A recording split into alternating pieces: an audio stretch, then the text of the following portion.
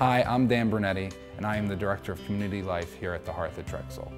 One of the first things I do when I meet a new resident here at the Hearth is try to find out about their past routines, careers, and hobbies so that I can incorporate that into the everyday life here on the household.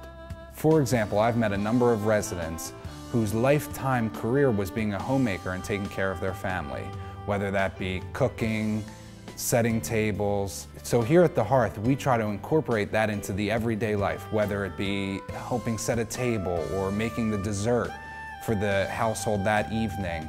These were the things that were important to them in the past, so we continue to focus on these things today so that they have a meaningful life here at the Hearth.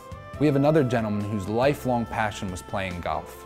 So here at the Hearth, we take him to an actual golf course. We sit in the cart, we feel the fresh air, we swing the club, and this is a meaningful part of his life that we want to continue here. That's what Inspiring Today is about, learning each resident's interest, customizing their activities so that they can have a positive experience each and every day.